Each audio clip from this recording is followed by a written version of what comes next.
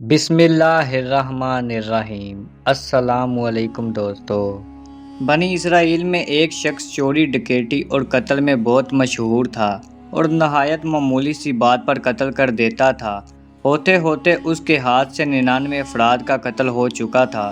اس کے بعد اس کے دل میں احساس پیدا ہوا کہ مجھے بھی تو اللہ کے ہاں جانا ہے۔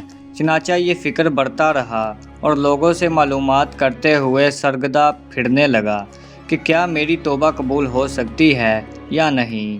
کسی عالم شخص سے ملاقات کی فکر ہوئی کہ معلوم کیا جائے کہ ایسے شخص کی توبہ قبول ہو سکتی ہے یا نہیں۔ اس حوالے سے لوگوں نے ایک عابد شخص کے پاس جانے کا مشورہ دیا۔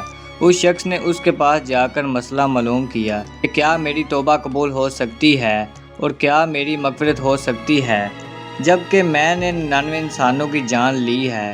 تو اس عابد شخص کو اس مسئلے کے بارے میں زیادہ معلوم نہیں تھا، تو اس نے اپنی عقل کا کام نہ لیا کہ جو آدمی 99 انسان کی جان لے سکتا ہے اس کو مغفرت کہاں ہوگی۔ چنانچہ اس نے کہہ دیا کہ تیری توبہ قبول نہیں ہوگی۔ تو اس شخص نے غصے اور جلال میں آ کر اس کو بھی قتل کر کے 100 کا حصہ مکمل کر دیا کہ جب میری توبہ قبول نہیں ہونی تو تجھے بھی ختم کر کے 100 کا حصہ پورا کر دیتا ہوں۔ چنانچہ اس نے 100 قتل پورے کر دیے، مگر اس کے دل میں پھر بھی یہ خیال تھا کہ میری مغفرت کی کوئی نہ کوئی تو شکل ضرور ہوگی۔ اس لیے اس نے لوگوں سے پھر معلومات کا سلسلہ جاری کر دیا کہ روئے زمین میں سب سے بڑا عالم کون ہے، وہی میرے مسئلے کا حل بتا سکتا ہے۔ آخر لوگوں نے اس کو بتلایا کہ فلاں جگہ ایک عالم رہتا ہے، اس سے جا کر معلوم کرو۔ چنانچہ اس نے اس عالم صاحب کے پاس جا کر اپنی زندگی کی ساری کارگزاری سنائی اور 100 آدمیوں کو کس طرح قتل کیا سارا کارنامہ سنا دیا۔ معلوم کیا کہ بتلائیے کہ میری توبہ قبول ہو سکتی ہے یا نہیں، کیا اللہ کے ہاں مجھ جیسے گناہگار کے لیے بھی مغفرت کا کوئی خانہ ہے۔ تو اس عالم صاحب کو چونکہ علم تھا تو اس نے بتلایا کہ تیرے گناہ معاف کرنے میں اللہ کے ہاں کوئی رکاوٹ نہیں۔ اللہ کی رحمت کا سمندر تجھ جیسے گناہگاروں کے گناہوں سے بہت بڑا اور بہت وسیع ہے کہ تم فلاں جگہ سفر کر کے جاؤ، وہاں کچھ اللہ کے بندے رہتے ہیں، ان کا مشغلہ صرف اللہ کی عبادت ہے، ان کے ساتھ مل کر اللہ کی عبادت کرو اور نادم ہو کر اپنے گناہوں کی معافی مانگو، انشاءاللہ تمہاری مغفرت ہو جائے گی۔ جب اس شخص نے آدھا راستہ طے کر لیا تو اس کو موت آ گئی۔ اب اس کی روح لے جانے کا مسئلہ کھڑا ہوا۔ آسمانوں سے رحمت کے فرشتے بھی آئے اور عذاب کے بھی۔ رحمت کے فرشتے کہنے لگے اس کی روح لے جانے کا حق ہم کو ہے، اس لیے کہ یہ سچے دل سے تائب ہو کر عبادت کے لیے جا رہا ہے۔ عذاب کے فرشتے کہنے لگے کہ اس کی روح لے جانے کا ہم کو حق ہے، اس لیے کہ اس شخص نے کبھی کوئی نیکی کا کام نہیں کیا۔ اس دوران آسمانوں سے ایک فرشتہ آیا۔ بعض روایت سے معلوم ہوتا ہے کہ یہ آنے والا فرشتہ حضرت جبرائیل تھے۔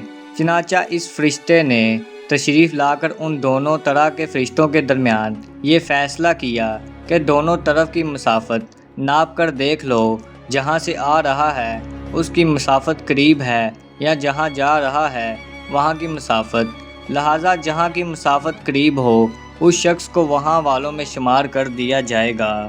چنانچہ دونوں طرف کی زمین ناپ کر دیکھی گئی تو جہاں جا رہا تھا وہاں کا راستہ جہاں سے آ رہا تھا اس کے مقابلے میں صرف تھوڑا سا قریب ہے۔ چنانچہ فیصلہ ہوا کہ مقامی مسیحت سے مقام عبادت صرف ایک بالشت قریب ہے، اسی لیے رحمت کے فرشتے کو اس کو لے جانے کا حق حاصل ہوا۔ ایک روایات میں آتا ہے کہ قتادہ رضی اللہ تعالیٰ عنہ فرماتے ہیں کہ حسن رضی اللہ تعالیٰ عنہ نے فرمایا کہ ہم سے یہ ذکر کیا گیا ہے کہ اس شخص کے پاس جب موت آئی تو وہ شخص سینے کے بل اس سرزمین کی طرف گھسیٹتا چلا گیا۔ حدیث شریف میں آتا ہے کہ میں اپنے بندے کے ساتھ اس کے گمان کے مطابق ہوتا ہوں اور وہ جہاں بھی یاد کرے میں اس کے ساتھ ہوں۔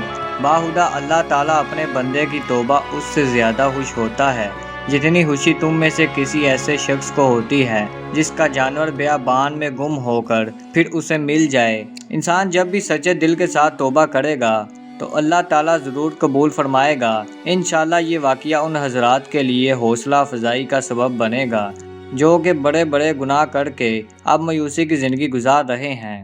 ہم امید کرتے ہیں کہ آپ کو ہماری ویڈیو اچھی لگی ہوگی۔ اگر ویڈیو اچھی لگی ہے تو ویڈیو کو لائک کریں، چینل کو سبسکرائب کریں اور ساتھ میں بیل آئیکن کو بھی پریس کر دیں تاکہ ہماری ہر آنے والی ویڈیو آپ تک پہنچتی رہے۔ تو ملتے ہیں اگلی ویڈیو میں، تب تک اللہ حافظ۔